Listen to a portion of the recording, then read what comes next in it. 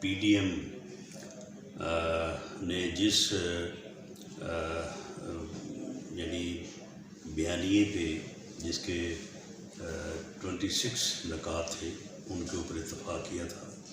तमाम opposition parties ने उसके ऊपर साइन किए थे, तो तमाम पार्टी जो है उसके ऊपर मुतफिक भी हैं और उसके मुताबिक जो है वो पीडीएम के प्लेटफॉर्म से भी, और जो अगर कोई पीडीएम से अलहदा होता है तो फिर भी वो एक जमहूरी आइनी और कानूनी एजेंडा है, एक एग्रीमेंट है, तो उसके ऊपर वो कारबंद रहेंगी और उसके लिए जदोजहद करेंगी। ईद उल फितर के बाद पीडीएम की सरबराही मीटिंग होगी और उस मीटिंग में इस हुकूमत के ख़िलाफ़ जो है वो जदोजहद को और ज़्यादा तेज़ और मुनज़्ज़म किया जाएगा और उसमें जो स्टेप्स या जो तरीक़ाकार वज़ी होगा या फैसले होंगे तो उसके ऊपर इंशाअल्लाह अमल होगा। ये वोट को इज़्ज़त मिलनी चाहिए, इस मुल्क में फ्री फेयर इलेक्शन होने चाहिए और इस मुल्क में सियासत में गैर सियासी मुदाखलत या अदारा जाती मुदाखलत नहीं होनी चाहिए। ये तो अब पूरी कौम का एजेंडा बन गया, ये तो अब हर सियासी जमात का, हर सियासी लीडर का एजेंडा बन गया। तो अब इसकी कामयाबी जो है वो तो रोज़े रोशन की तरह यहाँ है और इंशाअल्लाह ताला अगला इलेक्शन जो है, जो हमारी कोशिश है कि जल्द हो, वो फ्री भी होगा, फेयर भी होगा और किसी किस्म की मुदाखलत से मुबर्रा हो। तहरीक इंसाफ की जितनी बुरी परफॉर्मेंस है, क्योंकि इन्होंने लोगों के साथ फ्रॉड किया, झूठ बोला, झूठे वादे किए।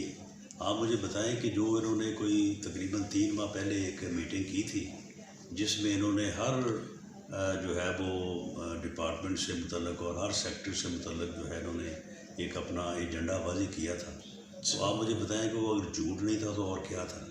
इन्होंने कर्ज़ों की अदायगी से लेके रोज़गार तक और जो है वो 50 लाख घरों तक और इंसाफ और मनी लॉन्ड्रिंग ख़त्म और करप्शन ख़त्म, क्या कुछ इन्होंने जो है वो फ्रॉड नहीं किया कौम के साथ। तो जब आप वो सारा एक्सपोज हो गया है कि ये सारा इनका झूठ था और मासवाए अपोजिशन से इंतकाम लेने के, और वो भी झूठा इंतकाम, झूठा से मुराद ये कि झूठे रेफरेंस, झूठे केसेस बनाए गए, तो इसके अलावा तो कोई और इनका जो है वो एजेंडा है नहीं। तो इसलिए अब मैं समझता हूँ कि अगले इलेक्शन में पीटीआई के टिकट पे लोग जो है वो इलेक्शन कैंपेन नहीं कर सके। हमारे जो कैंडिडेट हैं मिफ्ता इस्माइल साहब, उन्होंने जो 15 पोलिंग स्टेशन के मतलब उनका फोरेंसिक ऑडिट का मुतालबा भी किया है।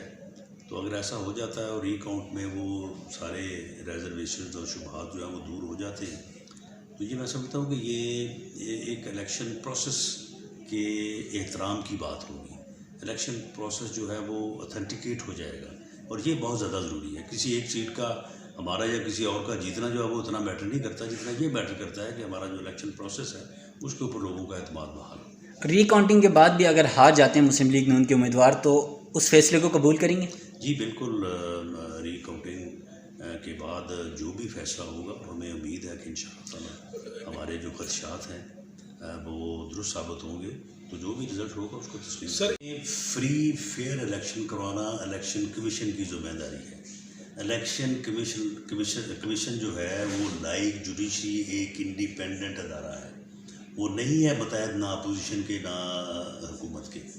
तो वो अगर समझता है कि एक free fair conduct of election के लिए ये चीज़ ज़रूरी है, वो इलेक्ट्रॉनिक मशीन हो या कोई और तरीक़ाकार हो या कुछ और रूल्स हों, तो वो उन्हें चाहिए कि वो वहाँ पे बैठ के एक कंसेंसस हो।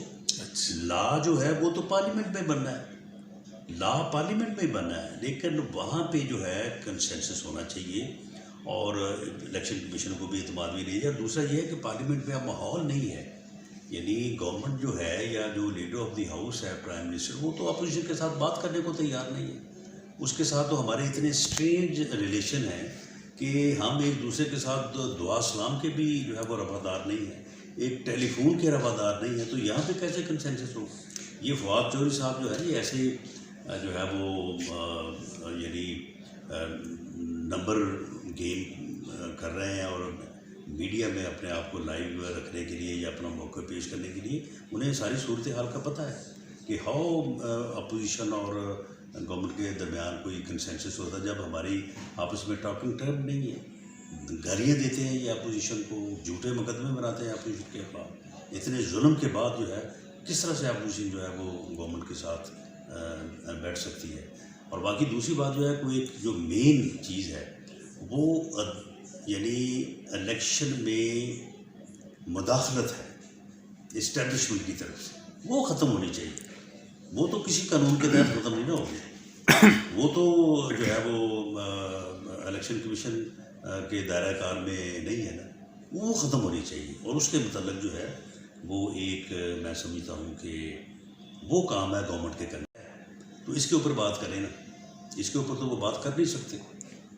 तो जो बात करने वाली है हुकूमत की, वो करे वो बात। बाकी इलेक्शन इस्लाहात जो है वो बिल्कुल इलेक्शन कमीशन के पास बैठ के कंसेंसस होना चाहिए, बाद में लेजिस्लेशन होनी चाहिए। समझता पूरे उन्हें अपनी गलतियों का एतराफ़ करके रिज़ाइन करना चाहिए और मुल्क को फ्री और फेयर इलेक्शन देना चाहिए। सिंपल गलतियों का एतराफ़ जो है ना, उससे कौम की तो कोई भलाई नहीं होती।